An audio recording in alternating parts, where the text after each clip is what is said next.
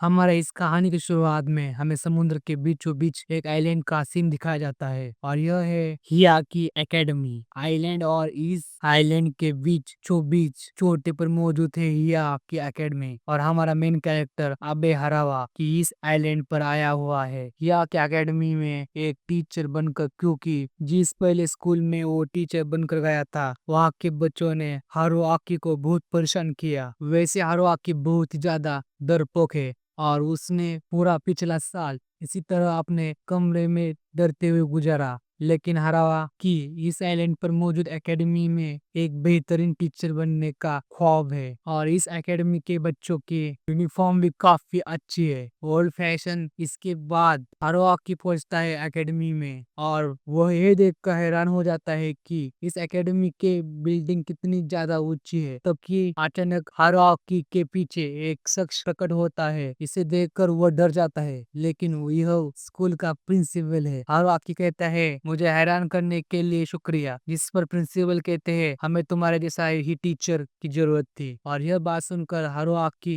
Emotional हो जाता है। इसके बाद प्रिंसिपल हारुआकी को उस क्लास में लेकर जाते हैं जिसमें वो पढ़ाने वाला है। हारुआकी इस क्लासरूम का दरवाजा खोलते हुए एक नई उम्मीद के साथ जाता है कि मैं एक बेहतरीन टीचर बनकर दिखाऊंगा। लेकिन क्लासरूम के बच्चे को देखकर हारुआकी की आंखें फटी की फटी रह जाती है। उसकी पूरी क्लासरूम में सिर्फ और सिर्फ भूत होते हैं और उन्हें देख वो डर के मारे तुरंत क्लासरूम का दरवाजा बंद कर देता है और प्रिंसिपल से कहता है, क्लासरूम में बहुत ही अजीब से बच्चे हैं, वो भूत जैसे है। आखिर यह किस टाइप का स्कूल है? प्रिंसिपल बताते हैं कि हमारी यहाँ के एकेडमी में सिर्फ भूत पढ़ते हैं। और यह बात सुनते ही हारुआकी डर कर भागने लगता है, लेकिन तभी प्रिंसिपल हारुआकी के सामने जमीन से प्रकट होते हैं और इसके बाद हारुआकी जिस और भी जाता है प्रिंसिपल उसके पास आ जाते हैं, क्योंकि वो भी एक भूत है और वो हारुआकी का हाथ पकड़ के उसे उसकी क्लासरूम में वापस जाने को कहते हैं। लेकिन तभी अचानक कुछ बहुत ही अजीब होता है, जैसे मानो कोई फेल कास्ट हुआ हो और उस जगह से प्रिंसिपल को हारुआकी को छोड़ना पड़ता है।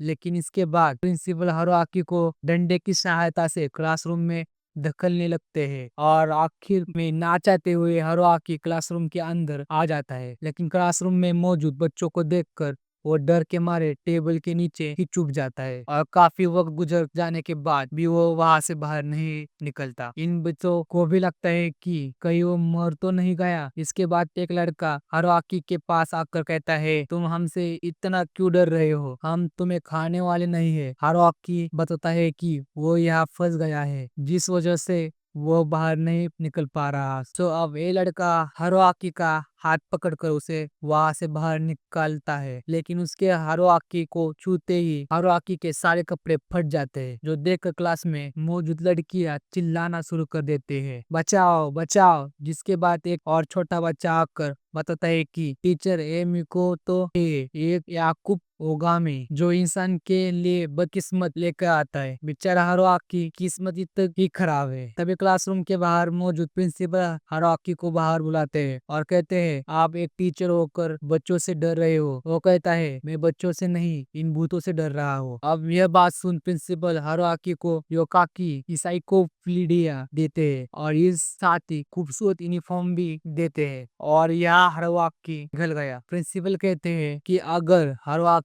स्कूल में पढ़ाना जारी रखता है तो साइकोपीडिया उसके हुए और जाने वाले फ्यूचर में प्रिंसिपल हारुआकी को और भी अच्छी किताबें दे सकते हैं। अब यह बात सुनकर हारुआकी खुशी का ठिकाना नहीं रहता। वो क्लासरूम में आकर सभी बच्चों को अपना इंट्रोडक्शन देता है, hello I am Haruaki, I am human. लेकिन बच्चों को हारुआकी के बारे में जानने से उन्हें कोई घंटा फर्क नहीं पड़ता। इसके बाद हारुआकी अटेंडेंस लेना शुरू करता है। सबसे पहले यह लड़का और इसका चेहरा ज्यादातर गायब ही रहता है। उसके बाद यह लड़की जो कि असल में एक स्केलेटन भूत है और उसके बाद ये लड़का और आखिर में आता है मिकोतो। लेकिन उसके अटेंडेंस लेने की बारी पर वो हारुआकी को टोटली इग्नोर मार देता है। जिसके बाद बारी आती है कोताहा नाम के लड़के की, लेकिन इस वक्त वो अपनी बहन की शादी में हवाई गया है। यह बात हारुआकी को ए महाशय बताते हैं। छोटे पर नायाब मामेकिची और मामेकिची हारुआकी के साथ फ्रेंडली होकर बात करने लगता है, लेकिन तभी का क्लासरूम में एंट्री होती है कोटाह कि जो हवाई से वापस आ चुका है और वह मामेकिची के कुछ ज्यादा ही बड़ा तोहफा लेकर आता है और बाकी के क्लास के लिए चॉकलेट। तभी हारुकी अपना इंट्रोडक्शन देता है, मैं तुम्हारा नया क्लासरूम टीचर हूँ और मैं एक इंसान हूँ। यह बात सुनते ही कोटाह चॉकलेट का डिब्बा हारुकी के मुंह में दे मारता है और ऐसा इस वजह से हुआ कि कोटाह अपनी बड़ी बहन से बहुत प्यार करता था और उसकी बहन ने एक इंसान से शादी कर ली, जिस वजह से कोटाह इंसान से नफरत करता है। इसके बाद कोटाह हारुकी के मुंह में कीचड़ की बोट मारने लगता है और इसके बाद वह हारुकी को वही दलदल में बनाकर उसमें गिरा देता है। हारुकी बाहर निकल कर कहता है, आखिर मैंने तुम्हारा क्या बिगाड़ा है? कोटाह कहता है, हम योकाई है और हम बस तुम्हें अपना जादू दिखा रहे हैं और अगर तुम्हें यह पसंद नहीं आ रहा है तो इस स्कूल से चले जाओ। हारुकी बताता है कि अगर वह जाने भी चाहे तभी भी इंसान स्कूल में नहीं जा सकता क्योंकि हर 3 दिन में गुंडे टाइप बच्चे उसे परेशान करने के लिए आ जाते हैं। आज तक हारुकी का कोई दोस्त नहीं। टीचर बनना हारुकी का बचपन से सपना था, लेकिन स्कूल में आने के बाद भी कुछ नहीं बदला और हारुकी की यह दुख भरी बातें सुनकर जिन बच्चों को घंटा फर्क नहीं पड़ता। जिसके बाद हारुकी फिर से अटेंडेंस लेना शुरू करता है, लेकिन वो क्या कि जेसिकी नाम की लड़की स्कूल नहीं आई। मामेकिची बताता है कि जेसिकी कभी स्कूल नहीं आती। यह बात सुनकर हारुकी को दिक्कत हो जाती है क्योंकि कल इनकी क्लास का फोटोशूट होने वाला है जिसमें जेसिकी का होना भी बहुत जरूरी है। इसलिए हम देखते हैं कि हारुकी जेसिकी को समझाने के लिए गर्ल्स को डोर में उसके रूम की ओर जाने लगता है। उसके पीछे मिकोतो और मामेकिची भी आ रहे थे क्योंकि इन दोनों को यह लग रहा था कि हारुकी गर्ल्स डोम में जाकर कोई तरह की हरकत करेगा और हारुकी पर नजर रखने के लिए इन दोनों से लड़कियां ने कहा है। लेकिन हारुकी कहता है कि जेसिकी का स्कूल आना बहुत जरूरी है वरना इस तरह तो उसकी पढ़ाई छूट जाएंगी। लेकिन दोस्तों असल बात कुछ और होती है। जेसिकी एक ऐसी योकाई ही है जो इंसानों के लिए गुड लक लेकर आती है, तो अगर वो स्कूल आएंगी तो हारुकी का गुड लक थोड़ा बहुत इम्प्रूव हो जाएगा। और इसके बाद हारुकी अब जेसिकी के बारे में रिसर्च करने लगता है, जो देख इन दोनों को लगता है कि दाल में कुछ तो काला है। हारुकी के साथ में